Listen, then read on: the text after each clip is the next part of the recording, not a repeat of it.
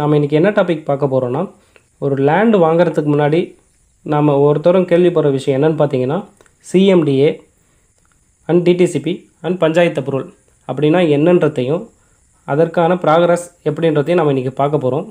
அதுக்கு முன்னாடி 2016 to 17 சென்னை ஹைகோர்ட்டில் வந்து ஒரு கேஸ் ஒன்று போயிருந்தது. அது என்னன்னு பார்த்தீங்கன்னா, விவசாய நிலத்தை வந்து லே அவுட் பண்ணி ப்ரமோட்டர்ஸ் சேல் பண்ணுறாங்கன்ற ஒரு கேஸ் ஒன்று போயிருந்தது.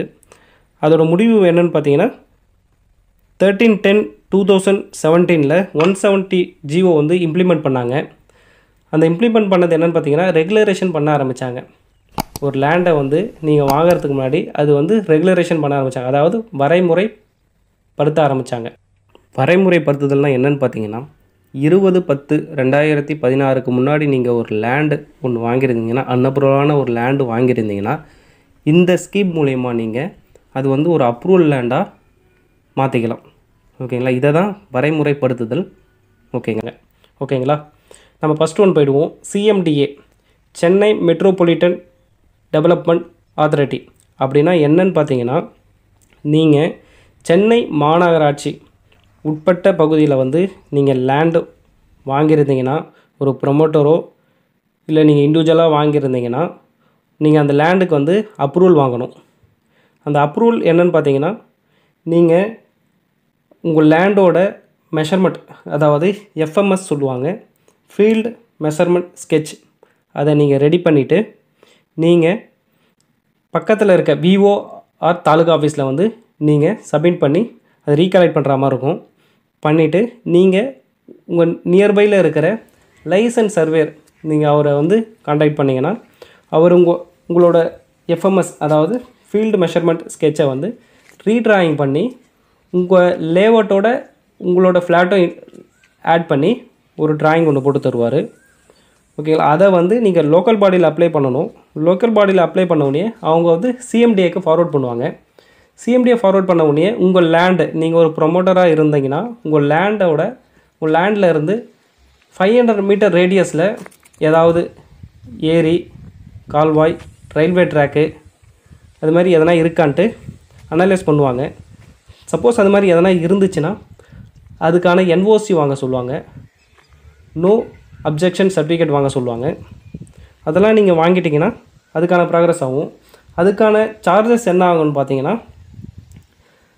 சென்னை மெட்ரோ சிட்டி ஆனால் சிஎம்டிஏக்கான சார்ஜஸ் என்னென்னு பார்த்தீங்கன்னா, 100 ரூபீஸ் ரெகுலரேஷன் சார்ஜும் ப்ளஸ் 500 வந்து டெவலப்மெண்ட் சார்ஜும், அதாவது total 600 rupees square metre, per square மீட்டருக்கு 600 ரூபீஸ் சார்ஜ் பண்ணுவாங்க. அது வந்து அஃபிஷியல் சார்ஜ் தான்.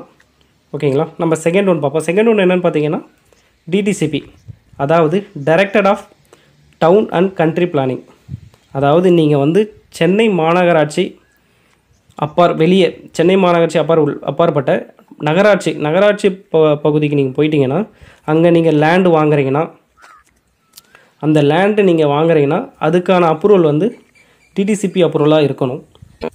இந்த டிடிசிபி அப்ரூவலில் என்ன இருக்குன்னு பார்த்தீங்கன்னா, ப்ரொசீஜர் வந்து சேம் சிஎம்டிஏ ப்ரொசீஜர் தான்.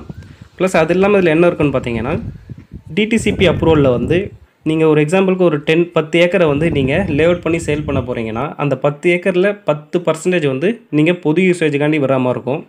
அது என்னென்னு பார்த்தீங்கன்னா, 20 ஃபீட் வித்து ரோடு ப்ளஸ் பூங்கா, அது இல்லாமல் water supply, EB supply plus lamp போஸ்ட்லாம் நீங்கள் வந்து இதில் வந்து பண்ணி கொடுக்குற மாதிரி இருக்கும். இதெல்லாம் பண்ணி கொடுக்கும்போது தான் உங்களுக்கு வந்து டிடிசிபி அப்ரூவல் வந்து பண்ணுவாங்க. இதுக்கான அப்ரூவல் சார்ஜிங் என்னென்னு பார்த்தீங்கன்னா, நகராட்சிக்கான அப்ரூவல் சார்ஜ் என்னென்னு பார்த்தீங்கன்னா 55 ப்ளஸ் 55 என்னென்னு பார்த்தீங்கன்னா regulation charge plus development charge வரும். அது வந்து பர் ஸ்கொயர் மீட்டருக்கு. ஓகே. தேர்ட் ஒன் பார்த்தீங்கன்னா பஞ்சாயத்து அப்ரூவல் என்னென்னு பார்த்தீங்கன்னா, சேம் டிடிசிபி அப்ரூவல் மாதிரி தான். டிடிசிபியில் என்னென்ன இருக்கோ அதே இதில் வரும். ப்ளஸ் ஆனால் நீங்கள் பஞ்சாயத்து அப்ரூவல் நீங்கள் வாங்க போனீங்கன்னா ரேட்டு கம்மி. ரேட் என்னென்னு பார்த்தீங்கன்னா, இதுக்கான டெவலப்மெண்ட் ப்ளஸ் ரெகுலரேஷன் சார்ஜ் என்னென்னு பார்த்தீங்கன்னா 55 பர் ஸ்கொயர் மீட்டர். இது ரொம்ப கம்மி. அதனால் வந்து நிறைய பேர் பஞ்சாயத்து அப்ரூவல் கம்மின்றதால அதை வாங்க போவாங்க. இது வாங்குறதால என்ன ப்ராப்ளம் பார்த்தீங்கன்னா, நீங்கள் பஞ்சாயத்து அப்ரூவல் வாங்கிட்டிங்கன்னா அதை வந்து ரீசேல் பண்ணவும் ப்ளஸ் அதில் ஒரு நீங்கள் லேண்டோட லோன் எலிஜிபிலிட்டியும் கிடைக்கிறது கஷ்டம். பேங்க்கில் வந்து லேண்டுக்கான லோன் எலிஜிபிலிட்டி கிடைக்கிறதும் கஷ்டம். ப்ளஸ் நீங்கள் அந்த வீட்டுக்கான லோனும் வீடு கட்டுறதுக்கான லோனும் கிடைக்கிறது கஷ்டம். பஞ்சாயத்து அப்ரூவலுக்கு மேக்ஸிமம் தரமாட்டாங்க. நீங்கள் இதுவே டிடிசிபி சிஎம்டி அப்ரூவல் வந்தால் கண்டிப்பாக தருவாங்க. நீங்கள் மேக்ஸிமம் இந்த பஞ்சாயத்து அப்ரூவலில் நீங்கள் லேண்டு வாங்குறது கொஞ்சம் அவாய்ட் பண்ணால் நல்லாயிருக்கும். Okay, thank you friends.